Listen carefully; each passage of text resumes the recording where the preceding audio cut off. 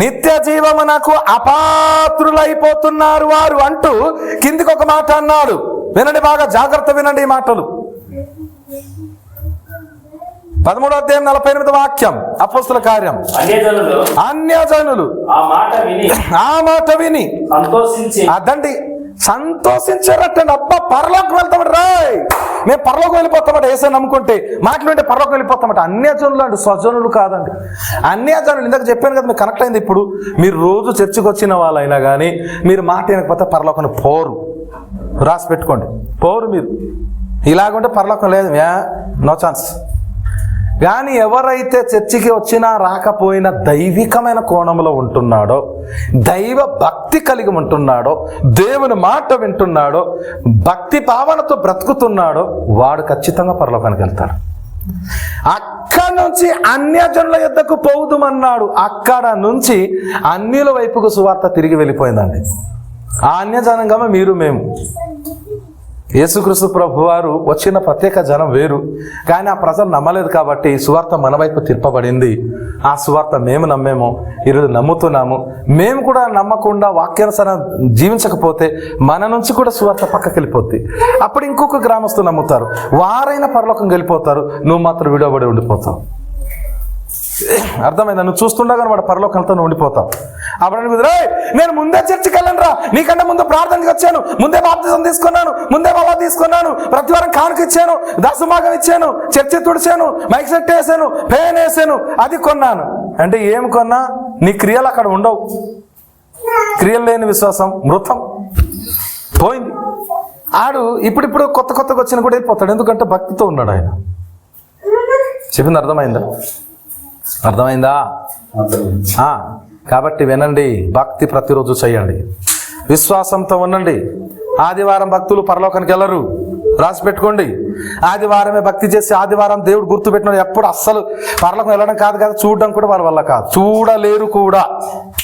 Hello, పరలోకం కనబడదు కూడా. మీకు కనబడమే కర్మ సార్, వెళ్ళి వేసే ప్రాదాల దగ్గర పడిపోదాం అనుకుంటున్నారా? కుదరదు. అదే కావాలనుకుంటే నిత్యం భక్తి కలిగి ఉండండి. రోజులు దగ్గర పడ్డాయి, ఇంకా రోజులు ఉన్నాయండి. ఈ వారం పోని, ఈ నెల పోని, ఈ సంవత్సరం పోని, వచ్చే సంవత్సరం చూసుకుందాం. లేదు, బైబిల్ అనట్లేదు. సమయం సమీప్యమైంది, దగ్గర పడింది. అందుకే భక్తి భావనతో ఉండాలి. ఇలా గట్టిగా మాట్లాడితే ఎవరు వినరు. అపోస్తల కార్యం 18వ అధ్యాయం చూడండి. అపోస్తల కార్యం 18వ అధ్యాయంలోకి వెళ్దాం రండి. అక్కడ ఇంకా పౌలు గారు బర్నబా ఇద్దరిని చెబుతున్నారు. చెబితే వాళ్ళు ఏమన్నారో చూడండి. 18వ అధ్యాయము 4-5 వాక్యములు చదవండి. అక్కడ చెప్పాడు ఒక మాట. ఏమన్నాడు? అతడు ప్రతి విశ్రాంతి దినమున సమాజ మందిరంలో 5 వాక్యం చదవండి. 5 తిమోతియు మాసిదోనియా నుండి వచ్చినప్పుడు పౌలు వాక్యం బోధించుటయందు అతురత గలవాడై యేసే క్రీస్తుని యూదులకు దృఢంగా సాక్ష్యమిస్తుండెను. యూదులకు దృఢంగా సాక్ష్యమిస్తూ ఉన్నాడంట ఆయన. చదవండి. వారు ఎదురాడి దూషించినప్పుడు అతడు తన వస్త్రములు దులుపుకొని ఏం చేశాడట? వస్త్రాలు దులుపుకున్నాడట. ఎదురాడు దూషించేస్తాడండి. ఉన్నట్టుగా మాట్లాడితే ఎదురాడతారు, దూషిస్తారండి. ఏం చెప్తున్నావు నేను అన్నట్టుగా ఉంటారు. చాలా మంది అలాగే ఉంటారు. ఉన్నది మాట్లాడితే కొంతమంది పట్టదు, గిట్టదు, మాట వినరు, ఎదురాడి దూషించారట. మేము నీ మాట వినము, మా ఇష్టం అండి అంటారు. అలాంటి వాళ్ళకి ఏం చేయకూడదు, వదిలేయడం అంతే. పోతారు వాళ్ళు, ఎక్కడ పోవాల్సింది అక్కడ పోతారు. కాబట్టి ఏం జరిగింది అక్కడ? దూషించినప్పుడు వస్త్రాలు దులుపుకున్నాడు. ఇలాగా 5 వస్త్రాలు దులిపేసుకున్నాడు. అంటే ధూళి సాక్ష్యంగా ఉంటుందని. వస్త్రాలు దులుపుకోవడం అంటే అర్థం అదే. వస్త్రాలు దులిపేసుకున్నాడు. ఇదిగో ఈ దుమ్ము ధూళి సాక్ష్యంగా ఉంటుందని చెప్పాడు అక్కడ. చదవండి. మీ నాశనమును ఉత్తరవాదులు. ఏమన్నాడు ఇక్కడ? మీ తల మీదనే ఉంది. చాలు. ఏమన్నాడు ఇక్కడ? మీ నాశనమునకు మీరే ఉత్తరవాదులు. ఇప్పుడు మీరు పరలోకానికి రాలేదనగా, రాను పరలోకం రాను అనుకుంటే నువ్వు రాకపోయిన కారకులు ఎవడు? పాస్టర్ గారా? సంఘముల పెద్దలా? చర్చి మెంబర్సా? దేవదూతలా? మీ పంచాయతీ ప్రెసిడెంటా? ఎవరు? లేదా కోరగంగడా? నీ పరలోకం రాకపోవడానికి కారకులు ఎవరు చెప్పండి? పరలోకంకి వెళ్ళకుండా అప్పుడు మీరు కంప్లైంట్ ఇస్తారా? పాస్టర్ మాకు చెప్పలేదంటారు మీరు? చెప్పండి, ఏం చెప్తారు? నా మీద కంప్లైంట్ ఒకవేళ ఇస్తే ఏంటంటారు మీరు? చెప్పండి, ఏ విషయంలో చెప్పగలరు? ఎక్కడ ఏం చెప్తారు? అంత బోధ ఉంటే కదా యేసయ్యా, మా చర్చిలో ఒక బోధ ఉండిందా, ఒక గద్దింపు ఉండిందా? ఎప్పుడు సినిమా స్టోరీలు చెప్పేవాడు, ఎప్పుడు కథలు అల్లిబుల్లి కథలు చెప్పేవాడు. మేము కంట్రోల్ ఎలాగవుతాం యేసయ్య? నువ్వైనా చెప్పు, నువ్వు చెప్తావు కానీ భలేగా అంటారు మీరు. ఎవరికి అంటారు అలాగ యేసయ్యకి? మా చర్చిలో సరైన వాక్యం లేదు, సరిగ్గా బోధ లేదు, అందుకు ఇలా తయారైపోయాం, ఇక్కడికి వచ్చాం, మరి నువ్వు తీర్పు తీర్చి నరకాన్ని తోసేస్తామంటే నీకేం న్యాయం ఉంది యేసయ్య అంటావా నువ్వు? ఏమనగలవు? హలో, ఏం చెప్తావు నువ్వైతే? నీకు అడగడానికి యేసయ్య ఆయన ఎప్పుడు నేను బండి తోలుకొని వెళ్తాను చూసినా ఏం చెప్పడు ప్రభువా, ఆయనకే చెప్పండి అంతావా? నాకు కనబడిన ప్రతిసారి ఏదో ఒక మాట అంటున్నాడు, రే చర్చికి రారా అని. ఆనంద్ రోజు అంటూ లేదు. నా కంట దొంగ దొరికితే ఎలా వదులుతాను చెప్పండి? మీ దొడ్లోకి వెళ్ళిపోయి గుమ్మడికాయలు పెద్ద పెద్ద పట్టుకుని వెళ్ళిపోతుంటే చూస్తే ఎలా రే ఏంట్రా రా రా రా అంటామానమా? బాబు చిన్న ఎందుకు నాయన, ఇంకా పెద్ద ఒక 4 పట్టుకెళ్ళిపో అంటావా? చెప్పండి, ఏమంటారు? చిన్న కోడి అరకోడిని 2 పట్టుకొని వెళ్ళిపోతున్నాడు అనుకోరా, అక్కడ వెనక్కేళ్ళు అక్కడ ఏంటి బుట్ట కప్పి ఉన్న పుంజుకోళ్ళు 2 పట్టుకెళ్ళిపో అంటావా? ఏమంటావు అతనికి దొంగ దొరికితే? 200 రూపాయలు నోట్ ఇచ్చి పంపిస్తావా? అవునా కదా? అలాగే అన్నట్టు కొన్నిసార్లు వాళ్ళకి హెచ్చరిక చేస్తూనే ఉన్నాం. వాళ్ళ వ్యక్తిగతమైన విషయం, వాళ్ళ మనసాక్షి ఉంటే, నిజంగా మనస్సులో దైవ భక్తి ఉంటే, మనస్సుకు మనసాక్షి ఉంటే వాళ్ళకి మనసాక్షి గద్దిస్తుంది. నిజమే నిజమే నిజమే, చే ఇంత వాక్యం ఉంటే ఏంటి నా బతుకొని నీకు నీవే తిట్టుకుంటావు ఒక రోజున. చే ఎందుకు ఈ బతుకు, ఇంత వాక్యం విని కూడా నేను నరకానికి పోయానే, ఇంత వాక్యం విని కూడా నేను కంట్రోల్ అవ్వలేకపోయానని అసలు నీకు నీవు తిట్టుకొని పళ్ళు పట్ట పట్ట పట్ట కొరుకుతా. ఎవరి మీద? నీ మీద నీకే కోపం వస్తుంది. ఒకవేళ నీకు భర్త ఉంటే, భర్త భక్తిపరుడై ఉంటే భర్తకు తనుసుకొని తిట్టుకొని బాగా చదువుకాడు, ఎప్పుడు ఒక్కడే ప్రార్థన చేసేవాడు, నాకు ఎప్పుడు చర్చికి తీసుకెళ్ళలేదు. ఒకవేళ భార్య ఒంటరిగా పరలోకానికి వెళ్ళిపోయి భర్త నరకానికి వెళ్ళిపోతే పట్ట పట్ట పళ్ళు కొరికి పనికి మాలిన వాడు, పనికి మాలినదై ఎప్పుడు ప్రార్థన ప్రార్థన ఉపవాసాలు చేసేసేది, ఎప్పుడు నాకు కలిసి వెళ్దామని ఒక్క రోజున అన్నదా మాదర్ చూద్దానని చెప్పి ఆ రోజు తిడుతాడండి భర్త. ఎక్కడి నుంచి ఎక్కడికి? ఎక్కడికి? నిద్రలు వస్తున్నాయి, కొనుక్కులు వస్తున్నాయా? నరకముల అగ్నిగుండంలో పడి అప్పుడు ఏడుస్తూ చెబుతాడయ్యా. ఎంత ఏడిచిన ప్రయోజనం లేదు, ఏడిస్తే కనికరాలు ఉండవు. అక్కడ అగ్నిలో పడ్డావంటే అంతే సంగతులు, కాలుడే నీ పని, నో ఛాన్స్. కాబట్టి నిత్య జీవాన్ని పోగొట్టుకోండి అని ఏ సేవకుడు చెప్పాడు. పోగొట్టుకోండి అనే బోధ ఎక్కడ ఉండదు. పోగొట్టుకోకుండా నిలబెట్టుకోండి అనే చెప్తాడు. వాక్యం వచ్చినా రాపైన ఎలాంటి సేవకుండా పరలోకం వెళ్ళాలి జాగ్రత్త అని అంటాడు. ఖచ్చితంగా వివరణ ఇవ్వలేకపోయినా మాట మాత్రం చెప్తాడు. అమ్మా మనమందరం పరలోకానికి వెళ్ళాలి, నిత్యజీవం పొందుకోవాలి, శిక్ష తప్పించుకోవాలి, నరకం నుంచి విడిపించబడి పరలోకానికి వెళ్ళాలి. కాబట్టి అందరు చర్చికి రండి అని చెప్పి చెబుతాడండి ఎవరైనా సరే. మీరు మీ ఇష్టం పరంగా జీవించారనుకో కష్టాలు పాలవుతారు. అందుకు చూడండి, ఇకపైన ఏం చేద్దామన్నాడు, అన్యజనుల యొద్దకు పోదామని వెళ్ళిపోయారు వాళ్ళు. ఇప్పుడు మీరు పరలోకంగా రాకపోతే మీ స్థానం ఇంకొక చోట దేవుడు భర్తీ చేసేస్తాడు. నువ్వు పోగొట్టుకుంటావు అంతే. నువ్వు రాలేను అంటే ఏం చేస్తాడు దేవుడు? చెప్పండి ఏమండి? లాస్ట్కి ఒక మాట చదివి ముగిద్దాం. చూడండి ఎక్కడ? యోహాను సువార్త 14వ అధ్యాయం 3వ వాక్యం చదవండి. అక్కడ యేసు ప్రభువు అంటారు, ఇదిగో మీకోసం స్థలమును సిద్ధపరచ వెళుచున్నాను, మీకు స్థలము సిద్ధపరిచిన తరువాత నేనుండు స్థలములో మీరుండులాగున. 14:4 నుంచి చదవండి. నేను వెళ్ళుచున్న స్థలమునకు మార్గం మీకు తెలియనని చెప్పాను అంటూ, అందుకు తోమా ప్రభువా ఎక్కడికి వెళుచున్నావో మాకు తెలియదే, ఆ మార్గం ఎలాగూ తెలియనని ఆయనను అడిగారటండి. ఇదంతా అడగడానికి మూల కారణం 2వ వాక్యంలో ఉంటుంది, చూడండి ఒకసారి. నా తండ్రి ఇంట అనేక నివాసములు కలవు, లేని ఎడల నేను మీతో చెప్పుదును. మీకు స్థలము సిద్ధపరచ వెళుచున్నాను. స్థలం సిద్ధపరచడానికి వెళుతున్నాను. స్థలం రెడీ అయిన తర్వాత కిందికి చదివితే అర్థమవుతుంది.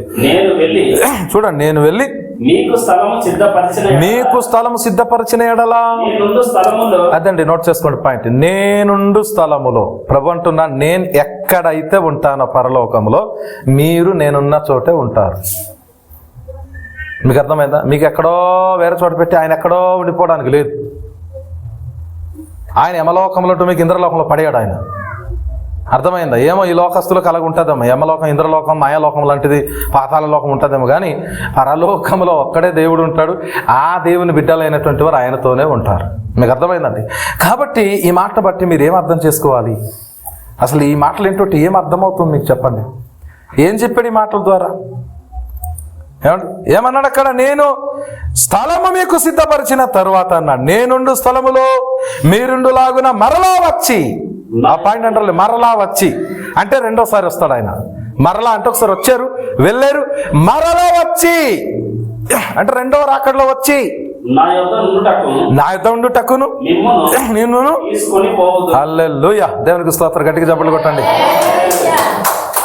మిమ్మును తీసుకుని పోవడానికి ఏం చేస్తారంటే, మిమ్మును తీసుకుని పోయేదని అంటున్నాడు. వస్తానంటున్నాడు. వెళ్తారా? రాను యేసయ్య పరలోకం అంటారా? ఏమంటారు?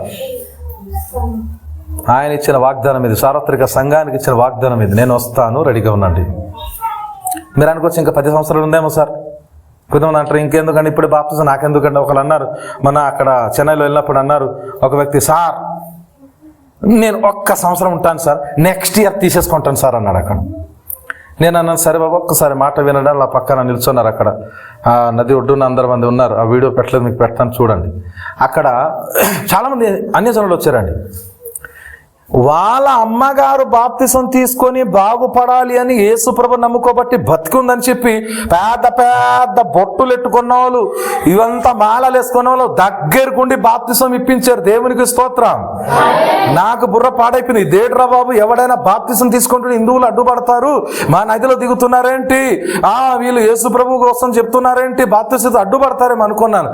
అప్పుడు డౌట్ వచ్చి ఆ పాస్ట్ గారికి అడిగాను, అయ్యా ఇవి ఎవరైనా మతోన్మాదులు లాంటి వాళ్ళు వచ్చేసి ఫోటో తీసి పెట్టేస్తారండి, ఇరుకులు పడతామంటే అలాంటి ఏమీ లేదంటే కావాలంటే మీరు మాట్లాడండి అన్నారు. అప్పటికి ఉండబెట్టుకోలేకుండా వారికి అడిగాను, అయ్యా మరి ఈ అమ్మ బాప్తిసం పొందడం మీకు ఇష్టమే అంటే వాళ్ళిద్దరు కూతురు పెద్ద పెద్ద బొట్టెట్టుకున్నారు. అయ్యా యేసు ప్రభు దయ వల్లే మా అమ్మ బతుకుందండి, బాప్తిసం ఎలా ఇస్తారో పక్క నుండి చూడ్డానికి వచ్చామండి అన్నారు. క్రైస్తవులు హల్లెలూయా. వాళ్ళ దగ్గరుండి వాళ్ళ అమ్మగారికి బాప్తిసాలు ఇప్పించారు. మీకు అర్థమైందా? చెన్నై నుంచి 150 కిలోమీటర్ దూరం నుంచి వాళ్ళు అక్కడికి వచ్చారండి, తమిళనాడు దగ్గర. నాకు అది ఒక రికార్డ్ లాగా అనిపించింది. లైఫ్లో ఫస్ట్ టైం అలాంటి బాప్తిసం ఇవ్వడం ఎంత గ్రేట్ చూడండి. అన్యజనులు మా వ్యక్తి ఒక రక్షించబడ్డారు, బాప్తిసం పొందాలి అని చెప్పి అంత దూరం నుంచి వాళ్ళు వచ్చి బాప్తిసం అయ్యేంత వరకు ఉన్నారు. ఆ రాత్రి బల్ల కార్యక్రమం అయింది. అక్కడ బల్ల కూడా పాల్గొన్నారు, చూశారు, అన్నీ చూసి వాళ్ళు వెళ్ళిపోయారు. చెప్తున్నాను మీకు, ఒక వ్యక్తి రక్షించబడడానికి మన ప్రయత్నం కూడా మనం చేయాలి.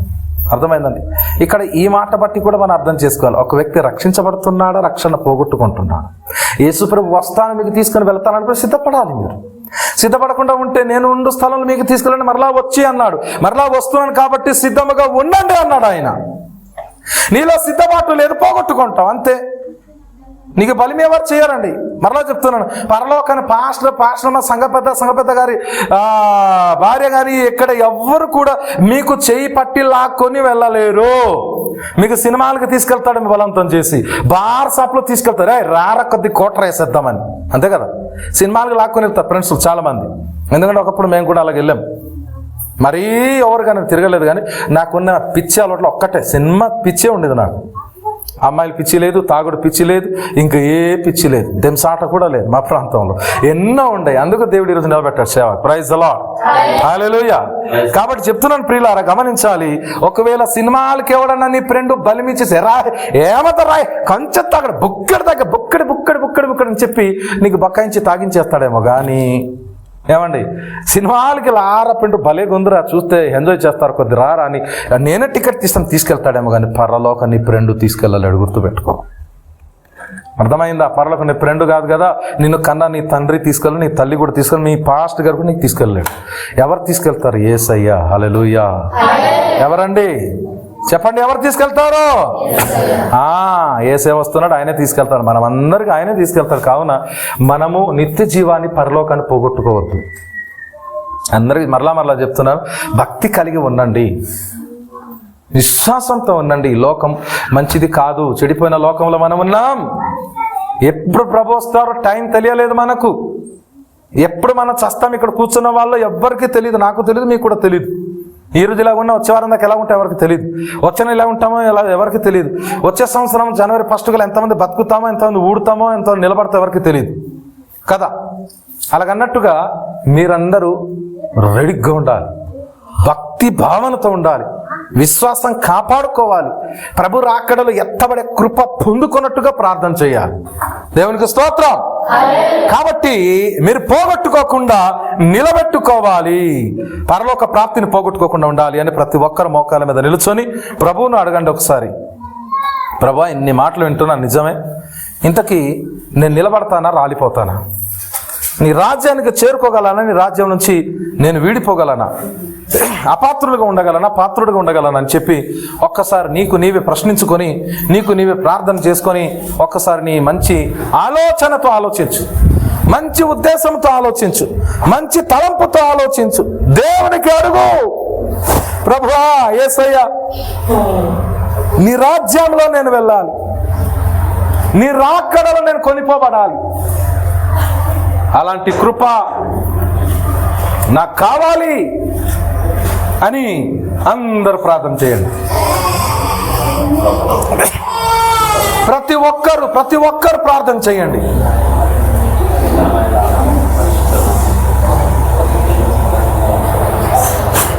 ప్రార్థన అందరూ ఏకీభవించండి,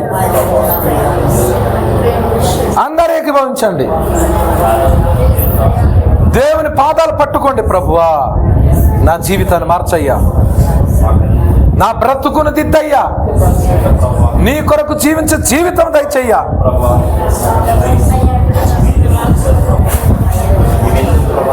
ప్రతి ఒక్కరు మనసు పెట్టి ప్రార్థన చెయ్యండి. నీకోసం పరలోకం సిద్ధపరిచాడు. పరలోకం సిద్ధపరిచే పెండ్లి విందుకు రమ్మంటున్నాడు ఆయన. నువ్వు రాను అంటే పోగొట్టుకొనిది నీవే, నీకు నీవే నిత్య జీవనకు అపాత్రులుగా ఎంచుకుంటున్నావేమో జాగ్రత్త. నీకు నీవే పరలోకం పోగొట్టుకుంటున్నావేమో జాగ్రత్త.